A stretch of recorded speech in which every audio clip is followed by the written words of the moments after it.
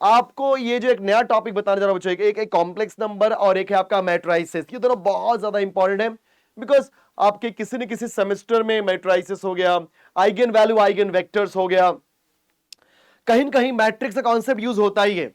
जी हाँ मेरे प्यारे बच्चों, एंड आपके इस सेमेस्टर 1 के इंजीनियरिंग में जो मैट्राइसिस है, इससे कुछ ऐसे क्वेश्चंस बनते हैं, जैसे हम इक्वेशन सॉल्व करते हैं, किसी भी मैट्रिक्स का रैंक फाइंड करना हुआ तो रैंक फाइंड करने के लिए भी जो आपने क्लास 12th के अंदर कॉन्सेप्ट सीखा था वो सब कहीं ना कहीं यूज होता है, जिसे हम बोलते हैं, जिसे आप बोलते हैं transformation of the matrix, row transformation, column, हाँ यस वही बात कर रहा हूं मैं। कई लोग बोलेंगे सर ये क्या फिर से हमें ये पूरा रो ट्रांसफॉर्मेशन कॉलम ट्रांसफॉर्मेशन सीखना पड़ेगा, क्या हमें फिर से ये सारी चीजें कैलकुलेशन में लानी पड़ेगी? भाई कोई ऑप्शन नहीं है यार, क्योंकि ऑब्वियसली बात है यार, कहीं ना कहीं जो मैट्रिक्स चैप्टर है ये इजी भी होता है, हाँ कैलकुलेशन होता है, बट क्लास 12 तक ना आप लोग सभी लोग कैलकुलेटर यूज नहीं करते थे, या समझो बात को, कैलकुलेटर यूज नहीं करते थे, विदाउट कैलसी आप काम करते थे। लेकिन इंजीनियरिंग के अंदर मेरे प्यारे बच्चों आपको कैलकुलेटर यूज कर सकते हैं। जी हाँ मेरे प्यारे बच्चों, वो भी साइंटिफिक कैलकुलेटर, जिसके थ्रू हम कोई भी फंक्शंस को सॉल्व कर सकते हैं, मैट्रिक्स भी सॉल्व कर सकते हैं, सारी चीजें बहुत सिंपल हो जाती हैं। लेकिन इस मैट्रिक्स में क्या क्या चीजें हैं, एक एक करके हम बच्चों कवर करेंगे, देखते हैं क्या क्या नई चीजें सीखोगे। लेकिन नई चीजें सीखने से पहले मैं आपको जो पुरानी चीजें वो भी सिखाऊंगा। सर पुरानी चीजें तो आती है, अरे ठीक है ना भाई, हल्का सा अपने माइंड को थोड़ा ब्रश अप करते, brush up in the sense जो धूल मिट्टी लगी थोड़ा सा उसको ऐसा क्लीन करते हैं ब्रश से, सो दैट एकदम क्लियर हो जाए सारा कॉन्सेप्ट, कोई दिक्कत की बात ना हो। ठीक है मेरे प्यारे बच्चों, चलो फिर सो मैट्रिक्स, जी हाँ मैं आज बात करने वाला हूं मैट्रिक्स। मैट्रिक्स में कुछ ऐसे टाइप की बात करूंगा जो आपने ऑलरेडी सीखे हुए हैं, और कुछ ऐसे भी टाइप लाऊंगा जो आपने सीखे नहीं है। मजेदार चीज है बच्चों। एंड इस पर्टिकुलर सीरीज से जो हमारा फंडामेंटल्स ऑफ इंजीनियरिंग है, सभी लोग जुड़े रहो और मेहनत करते रहो। ध्यान देना, ये जो मैट्रिक्स है मैक्सिमम यूनिवर्सिटी को रहेगा ही रहेगा सेमेस्टर 1 में, चाहे वो मुंबई हो, चाहे वो पुणे हो, चाहे शिवाजी यूनिवर्सिटी हो, चाहे नागपुर यूनिवर्सिटी हो, चाहे कोई भी नाम ले लो, डी बाटू हो गया आपका, देन शोलापुर यूनिवर्सिटी हो गया, ऐसे अलग अलग यूनिवर्सिटी हैं जिनके जिनके पास जिनके सिलेबस में ये सिलेबस होता ही है मैट्रिक्स। यस, ऑलरेडी मैंने चीजों को थोड़ा सा क्लियर कट कर देता हूं फटाफट, बिकॉज आपका इसमें समय बर्बाद नहीं करना चाहूंगा बच्चों। Yes, now what is matrix? So किसी ने भी पूछा मैट्रिक्स क्या होता है, so matrix is what, rectangular arrangement. जी हाँ, it is what guys, rectangular arrangement of the numbers and they are arranged in rows and columns. मतलब ये जो रेक्टेंगुलर अरेंजमेंट होता है वो होता है हमेशा स्क्वायर शेप में, मतलब ऐसा स्क्वायर ब्रैकेट होता है, जैसे आपको दिखाई दे रहा होगा। मैट्रिक्स को हमेशा हम लोग कैपिटल लेटर से रिप्रेजेंट करते हैं, आपको दिखाई देगा यहाँ पे स्क्वायर ब्रैकेट, और स्क्वायर ब्रैकेट के अंदर के जो एलिमेंट्स होते हैं, जैसे यहाँ पे देखा जाए A11, A12, A1n, 1n, मतलब हमने n नंबर ऑफ एलिमेंट्स तक गए, देखो ना 1 1 1 2 1n, बिकॉज 1 2 3 4 5 n तक गए, फिर 2 1 2 2 2 3 2 4 2 5 2 6 डॉट डॉट डॉट 2n तक गए हुए हैं।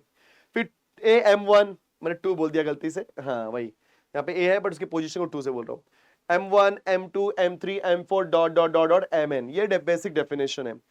ये एग्जैक्टली 1 1 1 2 रिप्रेजेंट क्या करते हैं बच्चों, रोज एंड कॉलम्स को, बिकॉज मैंने बोला था कि मैट्रिक्स एक ऐसा बंदा होता है जिसके अंदर जो नंबर्स होते हैं वो रोज एंड कॉलम्स में अरेंज्ड होते हैं। समझ रहे हो बात में क्या बोल रहा हूं? इसको बोलते हैं रो, ये जो हॉरिजॉन्टल लाइन होती है उसको हम बोलते हैं रो, ठीक है, और वर्टिकल को हम क्या बोलते हैं बच्चों, कॉलम्स। नंबर ऑफ रोज को दिखाते हैं m से एंड नंबर ऑफ कॉलम को दिखाते हैं n से। किसी ने भी पूछा what is the order of matrix, तो आप क्या बोलोगे, number of rows by number of columns, that means m by n। Simple, very nice, simple and sweet. अब किसी भी मैट्रिक्स को इन जनरल दिखाना है तो aij, because i and j is what guys, ये होता है ith row and jth column. Confuse मत होना, आयत कैसा बोलने का, देखो ऐसा, आयत रो एंड jth कॉलम, मतलब क्या होता है इसका, अगर आपने i और j के प्लेस पे 1 1 रखा तो क्या हो जाएगा, फर्स्ट रो फर्स्ट कॉलम, मतलब A11 की बात कर रहा हूं। i और j के प्लेस पे 1 and 2 रखा, फर्स्ट रो सेकेंड कॉलम, तो फर्स्ट रो सेकेंड कॉलम मतलब A12 की बात कर रहा हूं। समझ गए, i के प्लेस पे 2, j के प्लेस पे 1, 2 1, सेकेंड रो फर्स्ट कॉलम, तो हो जाएगा A21। समझ गए, तो ये होता है रिप्रेजेंट करने का तरीका कि आपकी किसी भी मैट्रिक्स को कैसे दिखाना है। अब इसके ऊपर मैंने छोटे से एग्जांपल ले लिए बच्चों, आप देखोगे तो फर्स्ट रो के अंदर है 1 2 9 -2 3 1 विच इज 2/3, दो रो देखो, first row second row, first column second column third column. Okay very nice. यहाँ पे मैंने 3/3 का मैट्रिक्स लिया, मतलब 3 row 3 column, first row second row third row, first column second column third column, इसलिए इसका ऑर्डर क्या हो गया बच्चों 3/3। आई होप ये basic definition of the matrix समझ आ गया। Now let's move to the next concept which is your type of matrices या टाइप्स ऑफ मैट्रिसेस। तो पहला आपका रो मैट्रिक्स। रो मतलब बच्चों होता है सिंगल रो, एक ही रो होना चाहिए, कॉलम कितना भी हो सकता है, जैसे मैंने बोल दिया 3 -2 and 1। इसका ऑर्डर क्या है बेटा, देखो एक रो, कॉलम कितना है 1 2 और 3, तो इसका जो ऑर्डर होगा 1/3। हमेशा रो को पहले लिखने का, कॉलम को बाद में। फिर जैसे मैंने यहां पे एक और ले लिया, फॉर एग्जाम्पल -3, सॉरी मैं कॉमन ही पुट करना है, 6 and 9 and 10 चलेगा। अब बोलो कितना रो है बच्चों, एक रो, कॉलम कितना है 1 2 3 4, तो 1/4 देखा आपने, तो हो गया रो मैट्रिक्स। फिर आता है column matrix, single column, because जैसे रो मैट्रिक्स में सिंगल रो होता है वैसे ही कॉलम मैट्रिक्स में जो सिंगल कॉलम होता है, जैसे 3 2 1। बोलो कितने रो हैं, 1 2 3, कितने कॉलम, एक ही कॉलम। रो मैट्रिक्स में एक ही रो होगा बच्चों, ध्यान देना, रो मैट्रिक्स में एक ही रो होगा, कॉलम कितना भी हो सकते हैं। एंड उसी तरीके से कॉलम मैट्रिक्स में भी एक ही कॉलम होगा, रो कितना भी हो सकता है। 7 and 9, इसका ऑर्डर क्या हो गया 1 2 2, एक कॉलम। देखा आप सभी ने, इसको हम बोलते हैं row matrix and column matrix. Now square matrix क्या होता है, व्हेन नंबर ऑफ रोज मतलब m और नंबर ऑफ कॉलम मतलब n। So guys if number of rows is equal to number of columns, अगर नंबर ऑफ रो और number of column दोनों की वैल्यू सेम हो जाए, मेरे प्यारे बच्चों जरा बात को समझने की कोशिश करो, if number of rows is equal to number of columns, if number of rows equal to number of column, तो उसे हम क्या बोलते हैं दोस्तों, स्क्वायर मैट्रिक्स। क्या बोलते हैं दोस्तों, स्क्वायर मैट्रिक्स। मैंने बोल दिया एग्जांपल लिख लो, 1 2 4 9, ये कितने रो है, एक रो दो रो, कितना कॉलम है, एक कॉलम दो कॉलम, तो इसका ऑर्डर क्या होगा 2/2। यस, जैसे मैं बोल दूं 1/1 का मैट्रिक्स, 1 रो 1 कॉलम, स्क्वायर मैट्रिक्स है। 2/2 का मैट्रिक्स, 2 रो 2 कॉलम्स, अगेन स्क्वायर मैट्रिक्स। 3/3 का मैट्रिक्स, 3 रोज 3 कॉलम्स। 4/4 5/5 6/6, मतलब जहां पे भी number of rose and number of column same होंगे उसे हम क्या बोलेंगे बच्चों, स्क्वायर मैट्रिक्स। सर अगर नंबर ऑफ रोज और नंबर ऑफ कॉलम सेम नहीं हुआ तो क्या करोगे, अरे भाई तो देखो जरा, if number of rows is not equal to number of column, मतलब when m is not equal to n, उसे हम बोलते हैं रेक्टेंगुलर मैट्रिक्स। जैसे मैंने बोल दिया -7 4 2 1 9 3, सो बोलो कितने रो हैं, एक रो दो रो, कितने कॉलम, 1 2 3, तो 2/3। देखा सबने, तो यहाँ पे दो रो तीन कॉलम मतलब what guys, number of rows is not equal to number of columns, उसे हम क्या बोलते हैं, रेक्टेंगुलर मैट्रिक्स। देखा आप सबने। नेक्स्ट आता है डायगोनल मैट्रिक्स। सर अब जो भी मैं बताऊं जाऊंगा वो सब स्क्वायर मैट्रिक्स के लिए एप्लीकेबल है, ध्यान देना इस बात को। सो मैं 3/3 का मैट्रिक्स ले रहा हूं दोस्तों। डायगोनल मैट्रिक्स क्या होता है समझो जरा बात को। मान लो ये आपका है 5, ये आपका 3 और ये है 2, इसके ऊपर के एलिमेंट्स और ये एलिमेंट्स दिख रहा है सबको 0 है। मतलब अगर आप सभी लोग बहुत क्लियरली या बहुत ध्यान से देख रहे होंगे, इसको हम बोलते हैं डायगोनल, मतलब एलिमेंट सिर्फ डायगोनल के ऊपर ही है। बात समझने की जरा कोशिश करो सब लोग, जो एलिमेंट्स है दोस्तों वो डायगोनल के ऊपर ही है, बाकी के एलिमेंट्स क्या है, 0। कई लोग बोलेंगे सर डायगोनल में अगर कोई 0 है, अरे चलेगा, पूरा 0 नहीं होना चाहिए, कि जब पूरी वैल्यू 0 होती है उसे हम बोलते हैं जीरो मैट्रिक्स। यस, उसे हम क्या बोलते हैं बच्चों, जीरो मैट्रिक्स। अगर सारी की सारी वैल्यू 0 हो जाए उसे हम क्या बोलते हैं, जीरो मैट्रिक्स। ठीक है, देखा आप सभी ने, डायगोनल के ऊपर एलिमेंट्स आने ही चाहिए, कोई ना कोई एलिमेंट आना ही चाहिए, बाकी डायगोनल के ऊपर डायगोनल के नीचे के सारे एलिमेंट्स क्या हो जाए, 0, उसे हम बोलते हैं डायगोनल मैट्रिक्स। ठीक है, नेक्स्ट आता है दोस्तों, जी हां, स्केलर मैट्रिक्स। स्केलर क्या बोलता है कि मैं तो डायगोनल मैट्रिक्स हूं।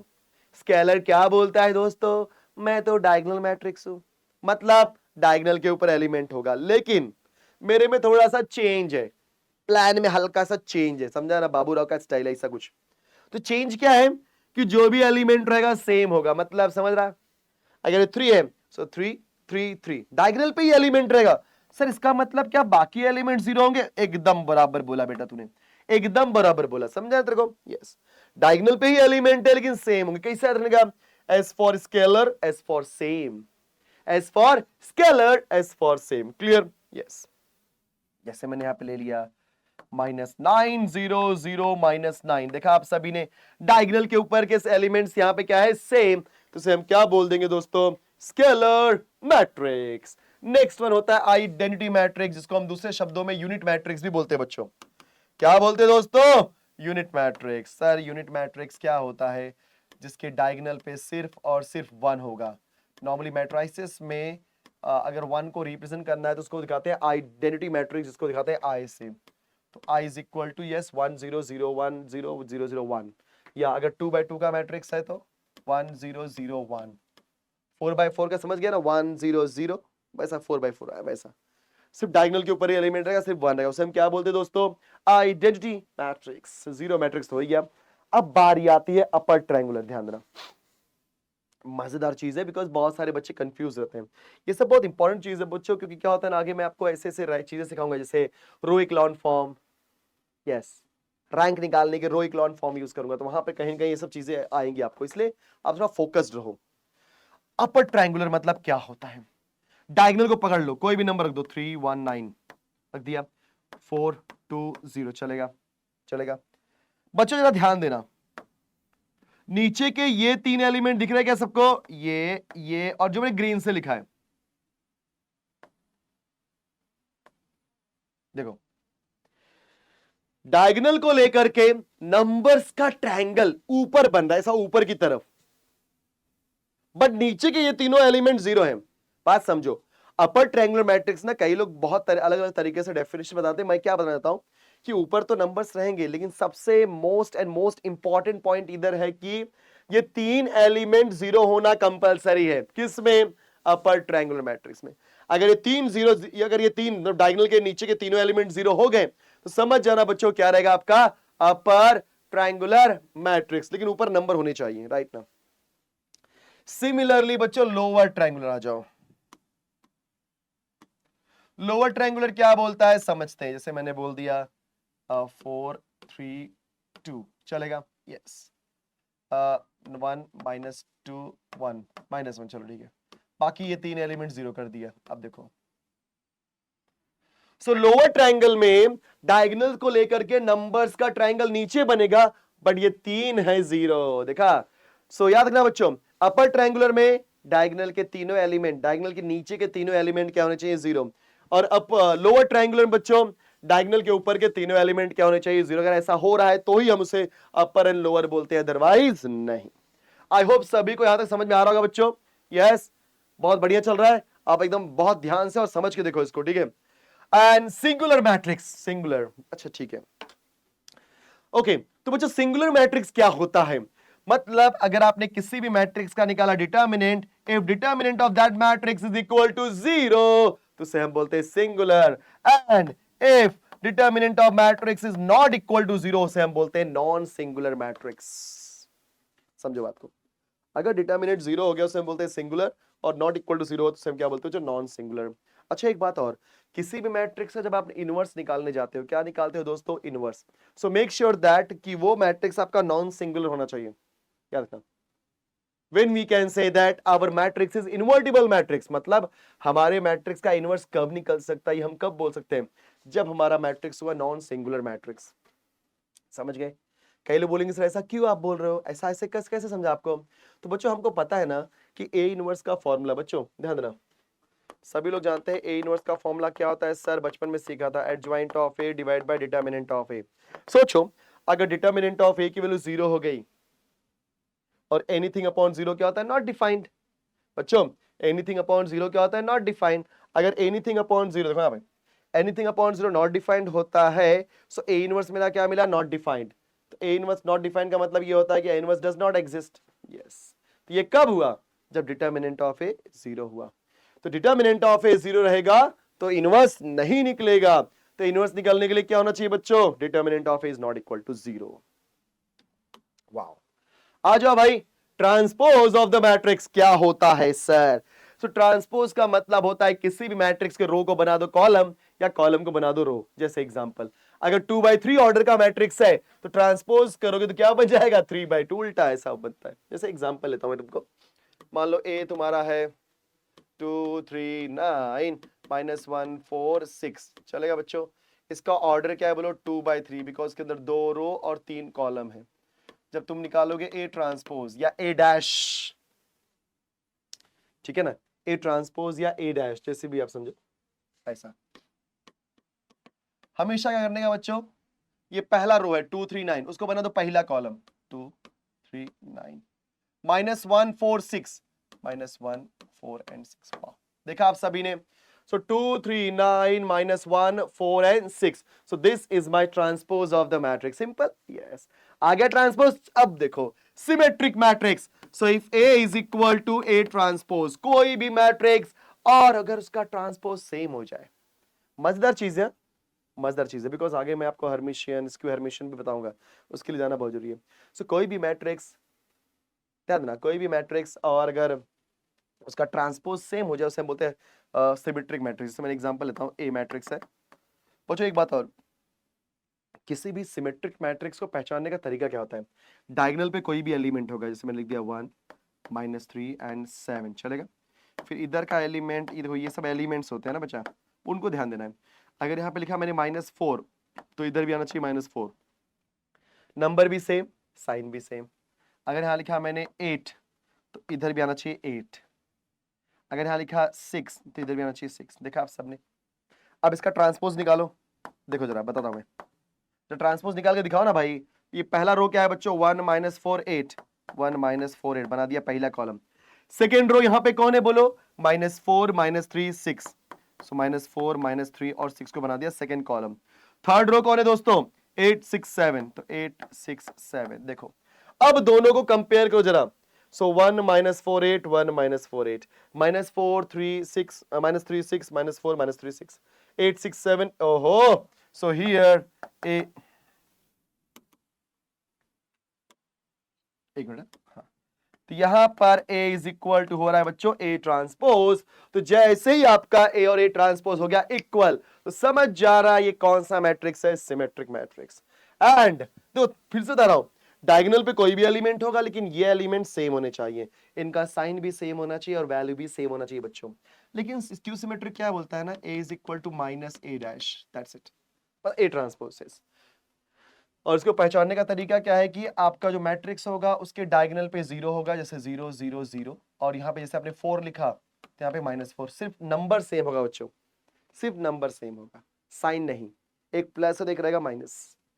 यहाँ जैसे आपने लिया -7 तो यहाँ पे हो जाएगा +7। यहाँ लिखा आपने फॉर एग्जाम्पल +2 तो यहाँ हो जाएगा -2। देखा आप सभी ने? यस, तो ये करने का तरीका है। क्लियर? तो डायगोनल पे 0 रहेगा, स्क्यू सिमेट्रिक मैट्रिक्स की बात कर रहा हूँ, एंड उसके बाद ये नंबर सेम होंगे बट साइन अपोजिट होगा। लेकिन इसमें क्या होता है बच्चा? नंबर भी सेम होते हैं और साइन भी सेम होता है। आई होप कि यहां तक सबको समझ में आ गया होगा, बिकॉज ये सारी चीजें आपने की हुई हैं, है कि नहीं? ये सारी चीजें आपने क्लास 12th में की हुई हैं, लेकिन याद नहीं था सर, थोड़ा भूल गए, तो कोई बात नहीं, याद दिला दिया। सर याद था मेरे को, एक बार रिवीजन का, अच्छी बात है यार, उसको हमेशा पॉजिटिव वे से लो। कोई भी चीज हम सीखते हैं बच्चों, उसको पॉजिटिव वे से ही लेना होता है, ठीक है? सो स्टूडेंट्स, इतना होने के बाद चलो अब डिस्कस करते हैं। मतलब यहां तक हमने सीख ही लिया था। अब इसके बाद जो आने वाली है, जैसे एक ऑब्वियसली बात है, पॉइंट नंबर जो 16 है उसे हम बोलते हैं ऑर्थोगोनल मैट्रिक्स। ये भी आपने सुना ही होगा, ऑर्थोगोनल मैट्रिक्स क्या होता है। अच्छा ध्यान देना, अभी थोड़े से ऐसी चीजें मैं सिखाऊंगा जो आपने क्लास 12th में नहीं सीखा होगा। अभी तक सब कुछ सीखा, बहुत बढ़िया था, मजेदार हुआ। अब इसके ऊपर जो क्वेश्चंस आते हैं, क्योंकि ये बेसिक फंडामेंटल्स पता होना ही चाहिए। सर सिंपल था, हाँ पता है मुझे, फिर भी पता होना चाहिए यार। चलो, कोई भी मैट्रिक्स और अगर उसके ट्रांसपोज को मल्टीप्लाई करते और आ जाए आई, ध्यान रखना बच्चों। So the product of matrix and its transpose is equal to identity matrix, जिसे हम बोलते हैं यूनिट मैट्रिक्स। बिकॉज मैं आइडेंटिटी मैट्रिक्स बोलूं या यूनिट मैट्रिक्स बोलूं, दोनों का मीनिंग क्या होता है बच्चों? Same, right? सो किसी भी मैट्रिक्स को अगर आप उसके ट्रांसपोज के साथ मल्टीप्लाई किया और आंसर आ गया आई, तो उस मैट्रिक्स को ए को हम क्या बोलते हैं बच्चों? Orthogonal matrix. और याद रखना, if your matrix is orthogonal then A transpose is always equal to A inverse. ये इंपॉर्टेंट पॉइंट है। कोई भी मैट्रिक्स अगर ऑर्थोगोनल होता है तो हमेशा रखना बच्चों ए ट्रांसपोज ए इनवर्स का रोल प्ले करता है। कैसा हुआ सर? ये बताता हूं। हम लोग बचपन में सीखे थे मैट्रिक्स इंटू ए इनवर्स, याद है बच्चों? ए इंटू ए इनवर्स की वैल्यू क्या होती है? आई। सीखे थे ना ये बात? बराबर ना? और जरा इन दोनों कंपेयर कर लो, करो कंपेयर। हाँ, A into A inverse is equal to I, मतलब उसकी तरह दिखाई दे रहा है। सो ए ट्रांसपोज की वैल्यू क्या हो गई? A inverse. समझ गए? क्या एवरी केस में ऐसा होता है सर कि ए ट्रांसपोज मेरा ए इनवर्स होता है? No. If your matrix is orthogonal then only I can say that कि A transpose is equal to A inverse. समझा सबको? अगर आपका मैट्रिक्स बच्चों ऑर्थोगोनल है तभी हम बोल सकते हैं कि yes A transpose is equal to A inverse. चलो, अब इसके बाद जो आने वाली बहुत मजेदार चीज है बच्चों, next one is point number 16 के बाद पॉइंट नंबर 17। भाई 17 नंबर खतरा हो गया। चलो, कैसा खतरा होगा? जो 17 number type, it is what? Hermitian matrix. Hermitian, अगर जिनको भी कॉन्सेप्ट है डेफिनेटली इसके ऊपर क्वेश्चन पूछता ही है। हर्मिशियन मैट्रिक्स के ऊपर, यूनिटरी मैट्रिक्स के ऊपर बच्चों सीखना बहुत जरूरी है। हर्मिशियन मैट्रिक्स हो गया। अब हर्मिशियन मैट्रिक्स होता क्या है? If A raise to theta is equal to A. Sir ये क्या बता दिया आपने? ए रेज टू थीटा तो हमने कभी सीखा ही नहीं है। टेंशन मत लो, बताता हूं बच्चों। याद रखना, what is A raise to theta? It is conjugate of transpose of a matrix ए।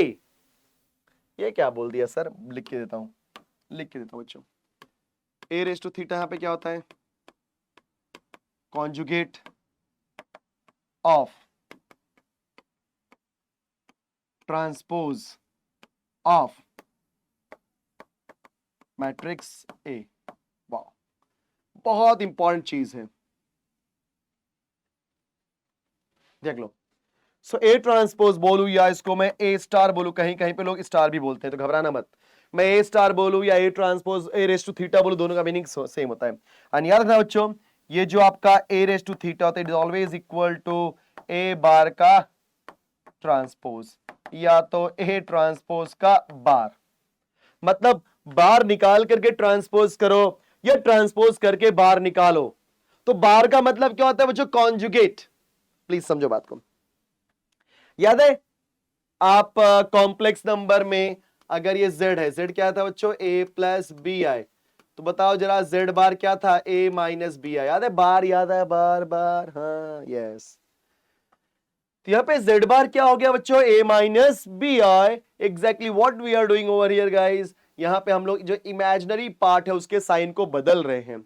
अगर इमेजिनरी पार्ट यहाँ पे प्लस है तो हमारा कॉन्जुगेट में क्या आएगा? माइनस। अगर यहाँ पे माइनस होता है हमारे कॉन्जुगेट में क्या था? प्लस। हमेशा इमेजिनरी पार्ट के ही साइन को बदलना होता है। कई लोग ना बच्चों ऐसा बोलते हैं बीच वाले के साइन को बदल दो। अब सोचो, बीच वाले में मान के चलो यहाँ पे कोई रियल पार्ट आ गया तो आप गलती कर दोगे ना। इसलिए हमेशा क्या ध्यान देना आपको कि मेरा इमेजिनरी पार्ट कहाँ पे है। इमेजिनरी पार्ट जैसा रहेगा उसके हिसाब से मैं अपना कॉन्जुगेट निकालूंगा। अगर मेरा इमेजिनरी पार्ट ऑब्वियस सी बात है प्लस है तो कॉन्जुगेट में क्या आएगा? माइनस। और अगर इमेजिनरी पार्ट वैल्यू माइनस में आ रही है तो कॉन्जुगेट क्या हो जाएगा? प्लस। वाओ। चलो एक एग्जांपल लेते हैं। जैसे मैं पहले ए रेज़ टू थीटा निकालता हूं बच्चा पे, बिकॉज जो हर्मिशियन सीख रहे हैं, जैसे मैंने एक एग्जांपल लेता हूं। एग्जांपल, ठीक है। सो मान के चलो एक एग्जांपल में ले रहा हूं बच्चा यहाँ पे कि मेरे पास एक मैट्रिक्स है 1 3 plus 4 i. A is equal to 1 3 plus 4 i. Because यहाँ पे नंबर लेना ही बहुत जरूरी बच्चों, बिकॉज अदरवाइज गलती हो जाएगी। 5 plus 2 I and this is 3 minus 4 आई। ठीक है, यहाँ ले लिया हमने 0। और एक और नंबर ले लेते हैं बच्चे यहाँ पे, just let me take 6 minus 5 i. तो ये हो जाएगा 5 माइनस 2 आई। देखो जो लोग थोड़ा सा समझ में आ रहा है उनको समझ में क्या कर रहा हूं मैं। 5 आई,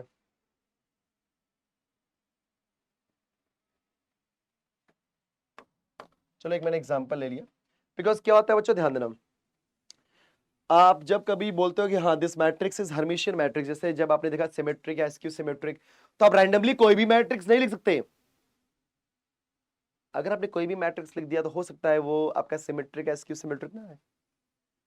तो अगर आपको आपको बताना है कि हाँ दिस इज सिमेट्रिक और दिस इज स्क्यू सिमेट्रिक, तो उसको लिखने का एक तरीका होता है, जैसे मैंने आपको पिछले वाले में बताया, वैसे ही हर्मिशियन मैट्रिक्स या स्क्यू हर्मिशियन मैट्रिक्स लिखने का तरीका होता है। हर्मिशियन मैट्रिक्स में क्या होता है, ध्यान देना, सेम चीज, ये 3+ यहाँ पे नंबर आपने लिख दिया, सॉरी डायगोनल पे कोई भी आपने नंबर लिख दिया, डायगोनल पे आप कोई भी नंबर लिख दो रैंडम, कोई भी रियल नंबर, उसके बाद एक कॉम्प्लेक्स नंबर लो, 3+4i लिखा, 3+4 आएगा, यहाँ पे क्या हो, 3 - 4i, 5+2i है तो 5, मतलब दोनों एक दूसरे कॉन्जुगेट है। ये 6 - 5i है तो 6+5i। देखा, अब देखो मैं क्या करता हूँ, सब लोग ध्यान देना, यहाँ पे मैं a रेज़ टू थीटा निकालूंगा। a रेज़ टू थीटा निकालने के लिए क्या कर सकते हैं हम लोग, या तो हम बार पहले निकाले, मतलब कॉन्जुगेट पहले निकाले, बाद में ट्रांसपोज करें, या ट्रांसपोज करके कॉन्जुगेट निकाले, समझे। ध्यान देना, डायगोनल पे आप सिर्फ और सिर्फ रियल नंबर रखना, नहीं तो फंस जाओगे फंस जाओगे, फिर बोलोगे सर आपने तो बोला था। हाँ चलो हम पहले निकालते हैं a बार। a बार का मतलब क्या होता है सर, नंबर है 1, बिकॉज मैंने क्या बोला, बार का मतलब होता है कॉन्जुगेट, और कॉन्जुगेट क्या करता है सर, इमेजिनरी पार्ट के साइन को बदल देता है। तो यहां पर इमेजिनरी पार्ट तो है नहीं, रियल पार्ट है, कॉपी कर दिया यहाँ पे कॉम्प्लेक्स नंबर में, और याद रहे every real number is a complex number. ये हमने बचपन में सीखा है, कैसे बताता हूं मैं, जैसे 1 है तो 1 को मैं लिखता हूं 1 + 0i बराबर, और कोई भी नंबर जिसमें real part plus imaginary part दोनों आ जाए उसे हम बोलते हैं कॉम्प्लेक्स नंबर। नहीं समझा, बताता हूं मैं कि 1, 0, 7 these are also a complex number, ये कॉम्प्लेक्स नंबर ही है, लेकिन इसमें सिर्फ और सिर्फ रियल पार्ट है, इमेजिनरी पार्ट नहीं है। बट ऊपर ये जैसे 3+4i, 5+2i, 3 - 4i, 6 - 5i, then 5 - 2i, 6+5, these are the complex number with real and imaginary part both, but इसमें सिर्फ और सिर्फ रियल पार्ट है। तो जब कभी भी आप कॉन्जुगेट निकालने जाते हो बच्चों, तो कॉन्जुगेट निकालते समय हम क्या देखते हैं, सिर्फ और सिर्फ इमेजिनरी पार्ट और उसके साइन को बदल दिया जाता है। तो ये 3+4i का बोलो क्या हो जाएगा, 3 - 4i, 5+2i का 5 - 2i, चलो बहुत बढ़िया। 3 - 4i का बच्चों 3+4i, 0 तो 0 ही रहेगा, नो डाउट, बिकॉज इसमें कोई इमेजिनरी पार्ट नहीं है। 6 - 5i का बच्चों 6+5i, 5 - 2i का 5+2i, 6+5i का 6 - 5i। सर मैं क्या कर रहा हूं, आप समझा नहीं मेरे को। अरे जो जो कॉम्प्लेक्स नंबर है ना बेटा, उसके आई वाले पार्ट को चेंज कर रहा हूं, प्लस का माइनस, माइनस का प्लस कर रहा हूं। ये क्यों कर रहा हूं, बिकॉज मैं निकाल रहा हूं ए बार। ए बार मतलब होता है कॉन्जुगेट।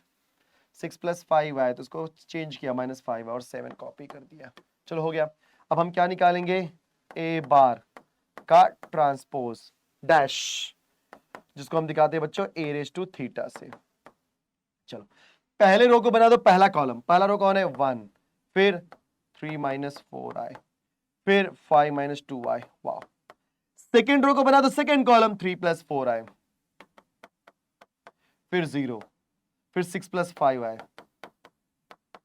थर्ड रो को बना दो, थर्ड कॉलम, सो 5+2i,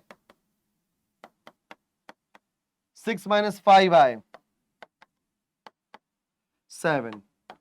चेक करो बच्चों, क्या a रेज़ टू थीटा और a सेम है कि नहीं, 1 1, 3+4i 3+4i, 5+2i 5+2i, सही है। 3 - 4i 3 - 4i, 0 0, 6 - 5i 6 - 5i, 5 - 2i 5 - 2i, 6+5i 6+5i, and 7, yes. So here I can say that your a raised to theta is equal to a, that means matrix A is the Hermitian matrix। मजा आएगी नहीं बच्चों, matrix है यहाँ पे क्या है दोस्तों, हर्मिशियन मैट्रिक्स। देखा, तो इसी तरीके से हम कोई भी मैट्रिक्स का हर्मिशियन मैट्रिक्स फाइंड करते हैं। अगर हर्मिशियन आया तो नेक्स्ट टाइप आने वाला है आपका, जिसको हम बोलते हैं स्क्यू हर्मिशियन। बच्चों पॉइंट नंबर 18, मतलब type number 18 is what, skew Hermitian matrix. चलो बहुत मजेदार चीज है बच्चों, स्क्यू हर्मिशियन कैसा हो जाएगा, 8 raised to theta is equal to -a, चलेगा। So if a raised to theta is equal to -a, तो उसे हम क्या बोलेंगे दोस्तों, yes it is skew Hermitian matrix। Same तरीका लिखने का जैसे हमने, ऑब्वियस सी बात है, हर्मिशियन मैट्रिक्स में लिखा था, वहां पे डायगोनल पे देखो, हर्मिशियन में हमने क्या किया, डायगोनल पे एक रियल नंबर्स रखा, बट यहां पर डायगोनल पे आप रियल नंबर भी लिख सकते हो और आपका इमेजिनरी नंबर भी आप लिख सकते हैं, राइट ना। लेकिन रियल नंबर में अगर आप कोई नंबर लिखोगे तो आप फंस सकते हो दोस्तों। मैं आपको छोटा सा एग्जाम्पल देता हूं, ठीक है, एक हल्का सा एग्जाम्पल, बिकॉज यहां पर इसको लिखते समय कुछ चीजें ध्यान देनी, जैसे मैं आपको लिखता हूं, एक मैट्रिक्स दे रहा हूं बच्चों, बिकॉज आप कैसे भी नहीं लिख सकते। यहाँ पे ये लिख दिया मैंने 2i, मतलब आपका ना, सब सच बोलूं तो डायगोनल पे आप कोई भी कॉम्प्लेक्स नंबर लिखो, रियल नंबर मत लिखो, बिकॉज क्या होगा बाद में जब माइनस से मल्टीप्लाई करेंगे तो कभी मैच नहीं हो पाएगा, ये बात याद रखना। 2i, this is 3 + 4i 1 - i, ध्यान देना। 4i लिख दिया यहाँ पे मैंने, यहाँ पे 0 लिख दिया, यहाँ लिख दिया मैंने 7 - 2i, चलेगा।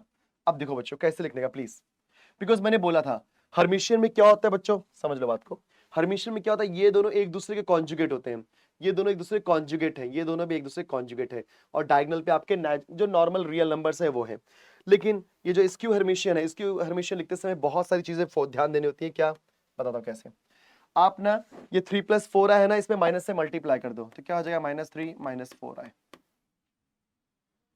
बराबर। बिकॉज अगर आपने माइनस से मल्टीप्लाई नहीं किया तो फंस जाओगे।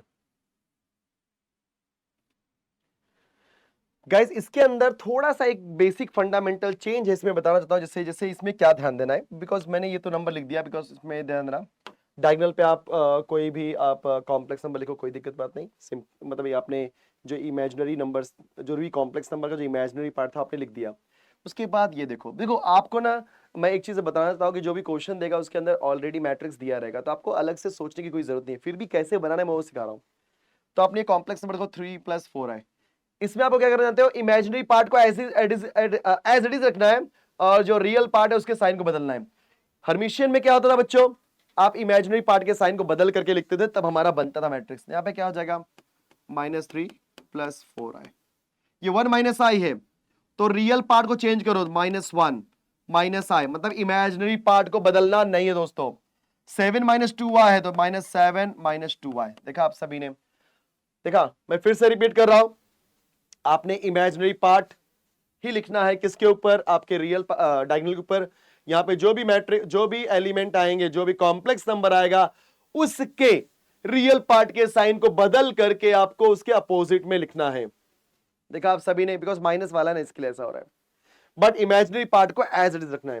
अब देखो बच्चों मैं यहां पे निकालता हूं a⁻θ, प्लीज ध्यान देना। बिफोर दैट हम निकालेंगे a बार। सर a बार क्या होता है, भूल तो नहीं गया ना, हाँ कॉन्जुगेट, तो 2i का हो जाएगा -2i, 3 - 4i 1 + i, वाओ बच्चों, -3 - 4i, it is -4i 7 + 2i, देखा आप सबने। मैं यहां पे क्या निकाल रहा हूं, conjugate, yes, this is -1 + i, -7 + 2i, बच्चों 0 का 0 होता है। अब क्या करो आप लोग, a बार का डैश कर दो, जिससे मुझे क्या मिल जाएगा दोस्तों, a⁻θ। a बार का डैश क्या हो जाएगा, a⁻θ। चलो क्या करने का, रो को बना दो कॉलम। पहला रो क्या है, -2i 3 - 4i and 1 + i। Second row -3 - 4i। फिर बच्चों कहां गया, -4i, हाँ, फिर 7 + 2i, -1 + i, -7 + 2i and 0. So this is your a⁻θ। अब एक चीज याद रखना, एक चीज मैं बताता हूं आपको, मैं a = -a⁻θ बोलूं या a⁻θ = -a बोलूं, दोनों का मीनिंग बच्चों सेम है, कोई डरने की जरूरत नहीं है, ठीक है।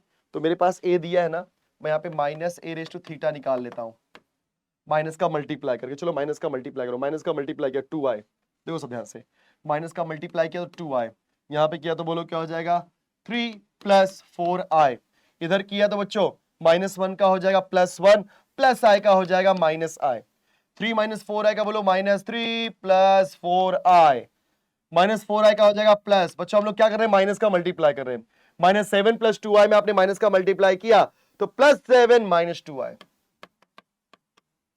1 + i में -1 - i, 7 + 2i में -7 - 2i, और 0 में क्या तो वही आएगा। चेक करो बच्चों, क्या ये a के इक्वल है, क्या a और minus A raise to theta आपस में इक्वल है, देखते हैं 2i 2i 3 plus 4i 3 plus 4i 1 minus i 1 minus, oh wow same आया, minus 3 plus 4i 4i minus 3 plus 4i 4i 7 minus 2i, wow सही है, minus 1 minus i minus 1 minus i minus 7 minus 2i minus 7 minus 2i and 0. Wow. So guys, a is equal to minus a raised to theta. That means yes, it is a skew Hermitian matrix. तो बच्चों क्या करने का, diagonal पे कोई भी आप imaginary number दे दो, उसके बाद सिर्फ इमेजिनरी है। सर जीरो तो इमेजिनरी अरे है ना बेटा, जीरो आए, यस जीरो को आप जीरो आई लिख सकते हो, जीरो आई दैट जीरो ही होता है। बाकी जो कॉम्प्लेक्स नंबर रहेंगे उनमें डिफरेंस क्या है कि इन दोनों नंबर का इमेजिनरी पार्ट का साइन सेम रहेगा बट रियल पार्ट का साइन अपोजिट होगा। किस में बोल रहा हूं बच्चों, स्क्यू हर्मिशियन में। तो माइनस आई सेम होगा बट यहाँ पे प्लस 1 है तो क्या होता है माइनस 1, माइनस टू आई सेम होगा बट यहाँ पे प्लस 7 है तो माइनस 7। लेकिन अगर यह भी बात करो हर्मिशियन मैट्रिक्स में तो डायगोनल पे आपके रियल होते हैं। देखो यहाँ पे डायगोनल में क्या होते हैं रियल, और यहाँ पे डायगोनल में क्या होते हैं बच्चों आपके इमेजिनरी। देखा ये पहला अंतर था। दूसरा, यहाँ पे हम लोग इमेजिनरी के साइन को बदलते हैं, प्लस 4 है तो मतलब उल्टा है, रियल है इमेजिनरी का साइन बदल रहा है, रियल नंबर्स है और इमेजिनरी का साइन बदल रहा है, 4i है तो माइनस 4i, प्लस 2i है तो माइनस 2i, माइनस 5 है तो प्लस 5। यहां पर इमेजिनरी है लेकिन साइन बदल रहा है रियल का, तो माइनस 3 प्लस 1 का माइनस 1 एंड प्लस 7 का minus 7 and imaginary part as it is. देखा आप सभी बच्चों, तो इसको हम बोलते हैं स्क्यू हर्मिशियन मैट्रिक्स। तो आई होप सभी को Hermitian matrix and skew Hermitian matrix समझ में आ गया होगा, कोई दिक्कत की बात नहीं होनी चाहिए। तो यहां पर मैंने आपको बेसिक फंडामेंटल सिखा दिया है। अब बच्चों ध्यान देना, अगले लेक्चर में आऊंगा, अगले क्लास में आऊंगा तो मैं इसके ऊपर आपको क्वेश्चन कराने वाला हूं, बिकॉज हर्मिशियन और स्क्यू हर्मिशियन के ऊपर क्वेश्चन कैसे पूछे जाते हैं।